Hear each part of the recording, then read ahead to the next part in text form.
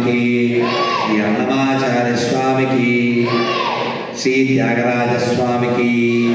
గోవింద గోవింద.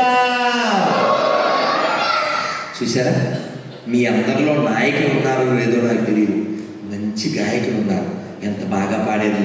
మీకు మీరే ఒకసారి మరి నేను ఒక్కటే చెప్పకపోతే మీకు సరిపోదు కదా, ధర్మం కాదు. కాబట్టి ఇలా ఆనంద డోడికల్లో ఆస్వాదిస్తూ సంతోషిస్తూ నందతి నందతి నందతి నిత్యం అన్నారు. కాబట్టి ఆనందించండి, ధనం సంపాదించండి, మేడలు సంపాదించండి, కార్లు సంపాదించండి, సంతానాన్ని అన్నింటినీ సంపాదించండి, కానీ ధర్మాన్ని ఆచరించండి. అన్నమయ్య అంటున్నాడు, ఒక్క మొక్క అర్థం చెప్పేస్తే మీరు ఆనందిస్తారు. ఇప్పుడు మీరు కొన్ని ప్రసాదాలు బయట ఇక్కడ, నాకైతే కోరిక ఏమిటంటే 9 కాబట్టి నాన్న ఎవరు కదలకండి, ఒక్క 10 నిమిషాలు. ఇవి పూరి జగన్నాథ స్వామి వారి స్టిక్స్, అక్కడ స్వామివారి యొక్క కార్యక్రమాల్లో వాడతారు. ఇక్కడ ఉన్న వాళ్ళల్లో ఒక పెద్దవారు కళ్యాణం ఎవరి చేతికి ఇస్తాడు, వాళ్ళ చేత ఎవరికైనా కోపండి గట్టి కూడా కొట్టచ్చు, ఇచ్చేది. అలా నా మనసులో ఆయనే ఉన్నారు. అలాగే నేను నా చేతితో ఇస్తా.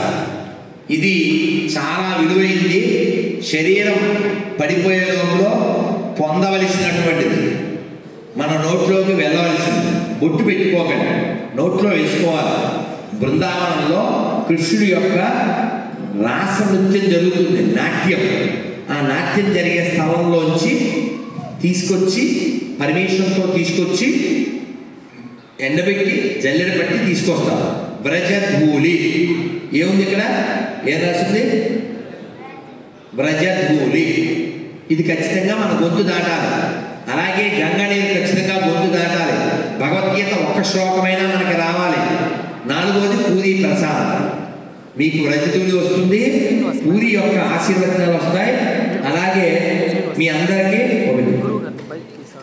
ఏకాదశి, ఏకాదశి చెన్నకేశవుడు ఉన్నారా? రండి సార్. వివేకం కలిగిన చెన్నకేశవుడు, అది మీకు వివేక చూడాలి. నారాయణ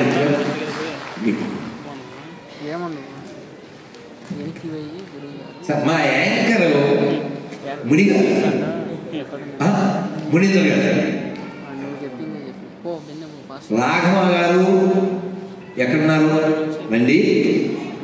ఈ పుస్తకంలో ఉన్నది మీ మస్తకంలోకి ఎక్కి మునీందర్ గారు అందరికీ జ్ఞానం పంచాలి. ఇది నా ఫేవరెట్ బుక్ అండి, వన్ ఆఫ్ మై ఫేవరెట్. నేను చాలా పంచుతూ ఉంటాను. ఈ పుస్తకం పేరు గృహస్థాశ్రమం ఎలా ఉండాలి, వార్పూర్ ప్రెస్ వాళ్ళది. ఈ పైన ఫోటో చూశారు కదా, కార్తీక మాసం మనం శివుడిని తలుచుకోకుండా ఉన్నాం. శివుడి యొక్క ఫుల్ ఫ్యామిలీ ఇక్కడ ఉంది. లోపల ఈయన గురించి ఒక శ్లోకం ఉంటుంది. ఆ శ్లోకం ఏమిటంటే చాలా అద్భుతంగా ఉంటుంది. రుద్రో మండధరో భుజంగ సైతో గౌరీ షడ్భూషణ స్కందశంభుసుతాశనానాయుతండీ చ దంబోదర సింహక్రేరి మమోషకం చ వృషభస్తేషాం నిదంబాహన మిత్తం శంతు గృహే విభిన్నమదిషు శైక్యం సదా వర్తతే. చూడండి, శివుడి ఫ్యామిలీలో అమ్మవారి వాహనం ఏంటి? సింహం. స్వామివారి వాహనం ఏంటి? నంది. వినాయకుడి వాహనం, సుబ్రహ్మణ్య స్వామి యొక్క వాహనం నెమలి. ఎప్పుడు పావును కొట్టేద్దామని చూస్తుంది, పాము ఎప్పుడు నెమలి మూసికాన్ని తినేద్దామని చూస్తుంది, సింహం ఎద్దును తినేద్దామని చూస్తుంది. ఒక్కరికొక్కరికి అస్సలు కుదరదు, అయినా అందరూ కలిసి ఉన్నారు. అలాగే మన ఫ్యామిలీ కూడా